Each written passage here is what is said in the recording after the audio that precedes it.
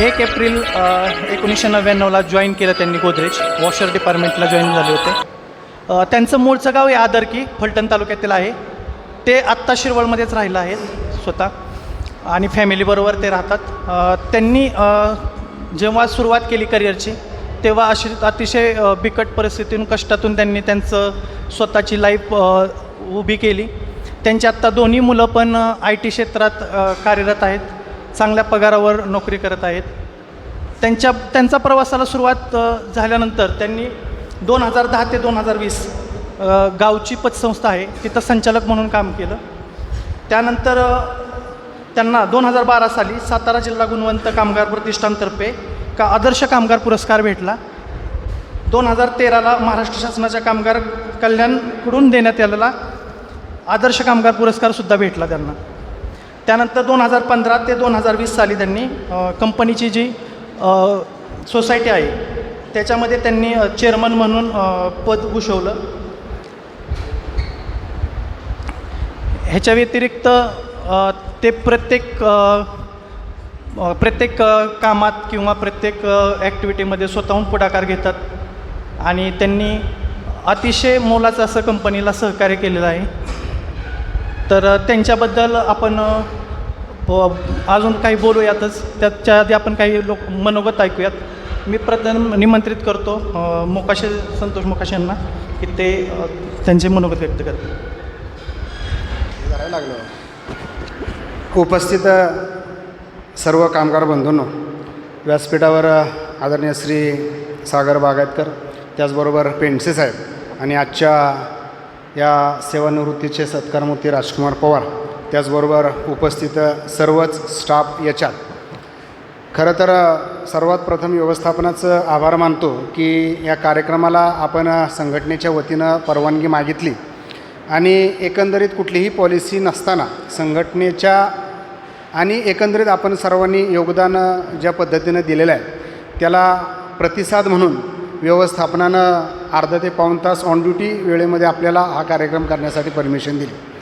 खरं तर राजकुमार पवार हे एक अजातशत्रू असं व्यक्तिमत्व आहे. सुरुवातीपासूनच त्यांनी टब लाईनला वॉशर लाईनवरती काम केलं आणि एक अतिशय होतकरू, सिन्सिअर आणि एक प्रामाणिक कार्यकर्ता म्हणून राजकुमारांकडं सर्वांनीच पाहिलं. खरं तर आदरकीसारख्या दुर्गम भागातून येऊन या ठिकाणी शेतकरी कुटुंब किंवा गरिबीची जाण काय असते आणि त्या पद्धतीनं आपला प्रवास पुढं कसा राहायला पाहिजे याचं उत्तम उदाहरण म्हणजे राजकुमार पवार आहे.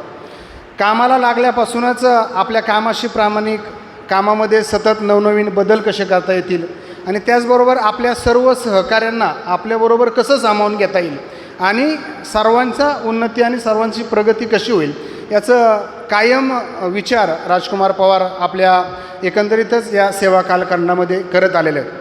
खरं तर आदर्श कामगार पुरस्कार सातारा जिल्ह्याचा या कंपनीमध्ये आणण्यामध्ये त्यांचं फार मोठं योगदान आहे.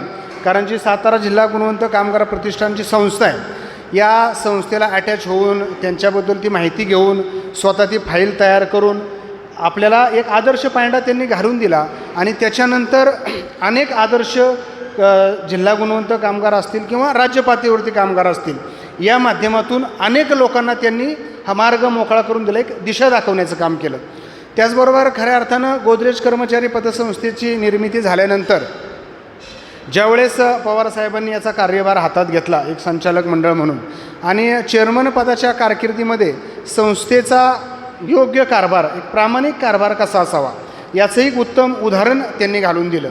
पवारसाहेबांच्या बाबतीत सांगायचं तर जे काम ते हातामध्ये घेतात त्या कामाला ते पूर्णत्वास नेऊन पूर्णपणे त्याला न्याय द्यायचं काम त्यांनी आपल्या पूर्ण कालखंडामध्ये सेवेमध्ये केलेलं आहे. त्याचबरोबर एखादी गोष्ट जर आपल्याला पटत नसेल तर त्या गोष्टीपासून थोडंसं दूर राहणं, ठीक आहे तुमचा मार्ग तुम्हाला, आमचा मार्ग आम्हाला, असाही त्यांचा एक स्वभाव आहे.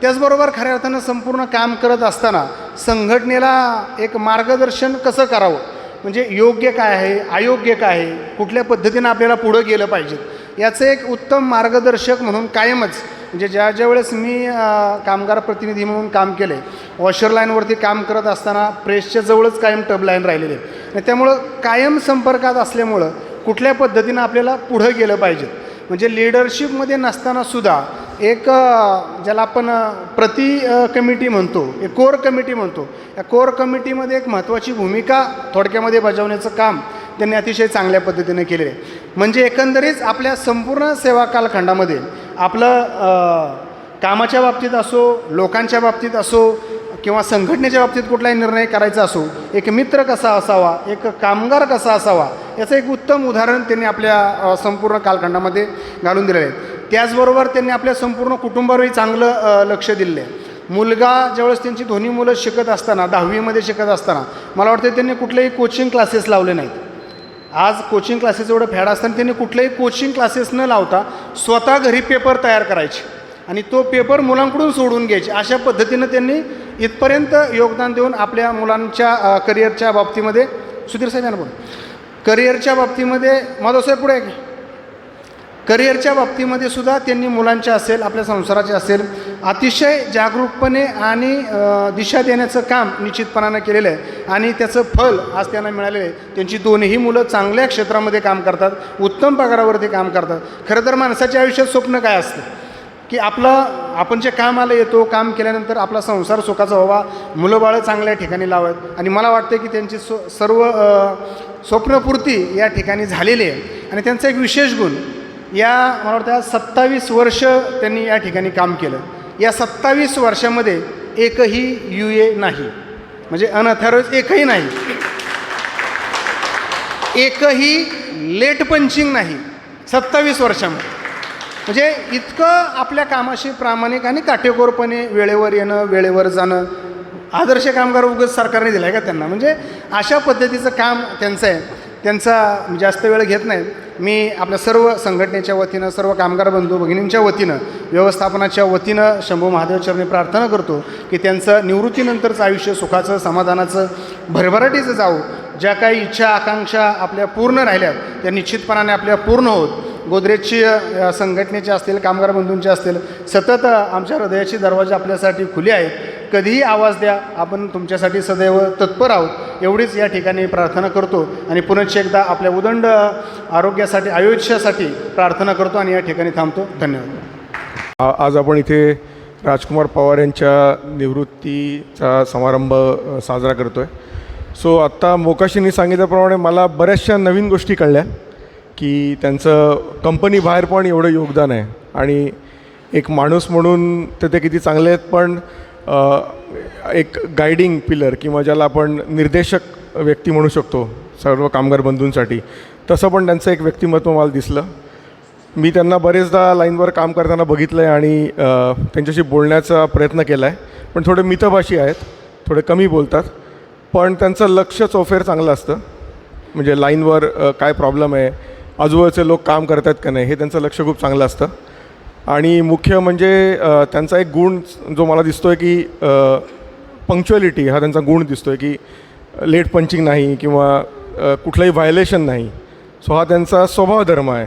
तो त्यांच्याकडनं हे फार मोठं गोष्ट घेण्यासारखी आहे की एखाद्या माणसाने ठरवलं तर तो ती गोष्ट कशी काटेकोरपणे करू शकतो. सो मी या निमित्ताने त्यांना त्यांच्या निवृत्तीनंतरच्या आयुष्यासाठी शुभेच्छा देतो. त्यांच्यासाठी चांगलं आरोग्य त्यांना राहू दे याची मनोकामना करतो आणि त्यांना सर्वांतर्फे खूप शुभेच्छा देतो. धन्यवाद. शाल, नारळ, श्रीफळ आणि एक सन्मान चिन्ह देऊन त्यांचा सत्कार करतो. सर्वांनी या छोटी सर या.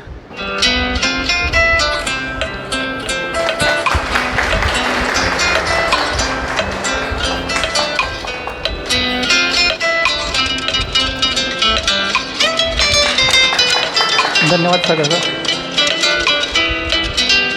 एक या ना सन्मान.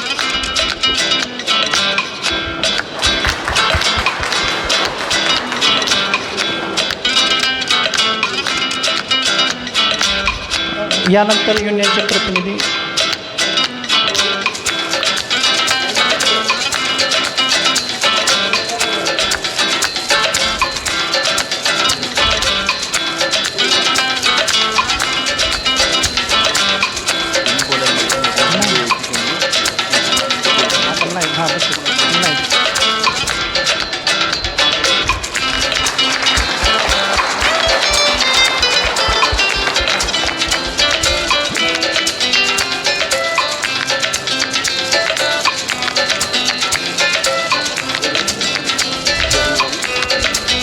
धन्यवाद सर्वांचे.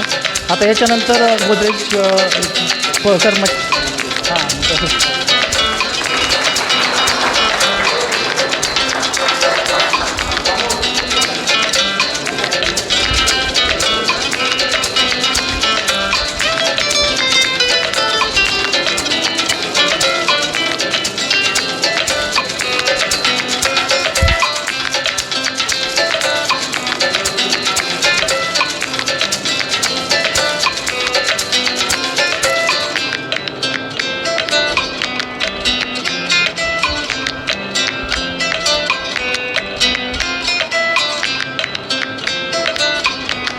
व्यासपीठ, सर्व कर्मचारी बंधू आणि भगिनींनो, आज माझ्या आयुष्यातला हा सर्वात मोठा एक क्षण आहे. प्रत्येक आईवडिलांच्या बरोबरीनं आपली काही स्वप्न असतात. ते स्वप्न काय असतं तर शिक्षण घेऊन चांगली नोकरी करायची, हे प्रत्येकाचं स्वप्न असतं. नोकरी करत असताना अनेक अडचणी येतात, चढउतार असतात. ते चढउतार आपण पाहिलेले आहेत सगळ्यांनी. या चढउतारामध्ये खरं तर मार्गदर्शक असावा, आणि तो मार्गदर्शक मला माझे मोठे बंधू आणि माझ्या कुटुंबानं मला ते मार्गदर्शन दिलं. माझ्या चढत्या उतरत्या अवस्थेला किंवा त्याच्यामध्ये माझ्या कुटुंबानं मला चांगली साथ दिली. मी काम करत असताना माझं एक ध्येय होतं की काम कुठेही करा, काम कुठलंही असू द्या, सरकारी काम असो, खाजगी काम असो, कुठलंही असू द्या, पण काम प्रामाणिकपणे करायचं, कष्टानं करायचं, जिद्दीनं करायचं. आणि असं काम करताना जर आपण प्रामाणिकपणे, जिद्दीनं आणि निष्ठेनं काम केलं तर त्याचं निश्चित फळ चांगलं मिळतं, याच्यावर माझा विश्वास होता. मी काम करत असताना माझ्याबरोबर जे माझे सहकारी मित्र आहे, सहकारी मित्रांनी मला चांगलं सहकार्य केलं. मी विशेष आभार मानीन ते पाटकर सरांचे, कारण पाटकर सरांनी मला चांगलं मार्गदर्शन केलं आणि त्यामुळं माझ्या मुलांचं करिअर घडलं. म्हणजे या कंपनीमध्ये मॅनेजमेंट काय असावी तर हे उत्तम उदाहरण आहे. म्हणजे सर्वांनी सहकार्य केलं. मला काही फार जास्त बोलता येत नाही, परंतु जे काय मी या कंपनीमध्ये पाहिलं ते खरंच अनुभवासारखं चांगला अनुभव होता. म्हणजे मी काम ज्या वेळेला करतो त्यावेळेला, आता मोकाशीने सांगितलं की मी मार्गदर्शक, पण खरं तर मला त्यांचंच मार्गदर्शन असायचं. कुठली अडचण आली तर त्याचं मार्गदर्शन घ्यायचं. आज जो कार्यक्रम त्यांनी आयोजित केला ते त्याबद्दल मी त्यांचं खरं तर आभार मानतो. सर्व व्यवस्थापनाचं पण आभार मानतो आणि सर्वांना मी धन्यवाद देतो. धन्यवाद.